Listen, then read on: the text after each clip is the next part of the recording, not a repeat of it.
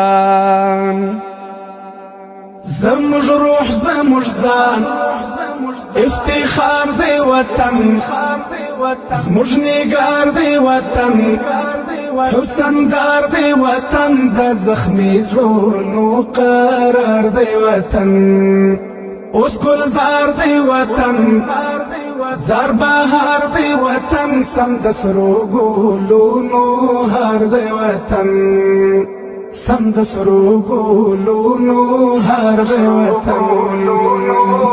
دی وطن ډکلا حسن یې ټول غرونه دي کاڼي بوټي لالونه دي ډکلا حسن یې ټول غرونه دي کاڼي بوټي لالونه دي قدرت جوړ په هر رنگ معیار دی وطن زموږ روح زموږ ځان افتخار دی وطن. أعوذ بالله من الشيطان الرجيم. بسم الله الرحمن الرحيم. يا أيها المزمل قم الليل إلا قليلا نصفه أو انقص منه قليلا أو زد عليه ورتل القرآن ترتيلا إنا سنلقي عليك قولا ثقيلا إن ناشئة الليل هي أشد وطئا وأقوم قيلا سبحان ربك رب العزة عما يصفون وسلام على المرسلين والحمد لله رب العالمين.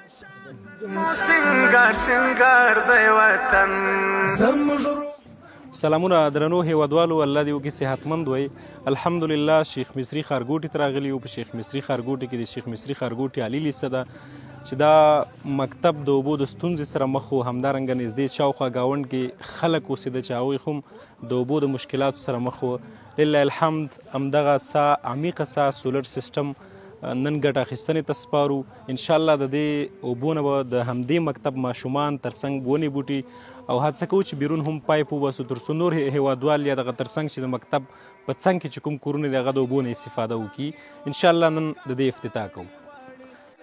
د میرویس نیکه بچي غواړي دا هیواد ګران هیواد د کار سړي غواړي د میرویس نیکه بچي غواړي له خاین څخه بیزار دی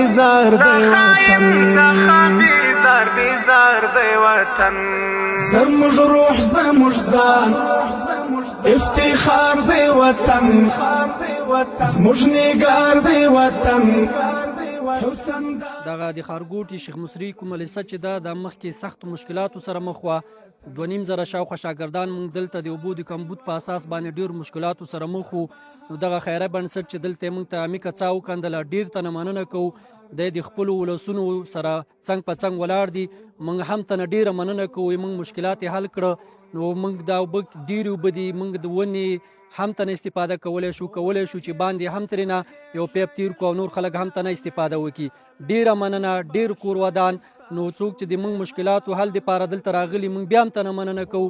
موږ د بچیانو چې دوی غږ واورېدو، د موږ غږ چې واورېدو، دوی ته د الله پاک ډېر جنتونه ورکړي. ډېره مننه.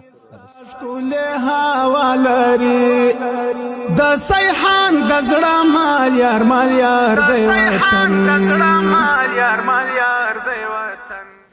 دوستانو الحمدلله هلته پلاستیکي ډګۍ چې کوم هغه هم د دې مکتب خپله وه، بلکې یوازې ترمیم دپاره موږ هغه سیسټم لاندې ورته جوړ کړی و او دغه ډګۍ مخکې جوړه شوې وه. لله الحمد موږ رنګ کړه، ترمیم هم کړله.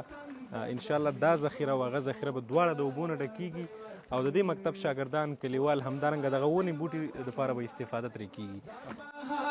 وطن سم د سرو ګلونو هار دی وطن سم د سرو ګلونو هار دی وطن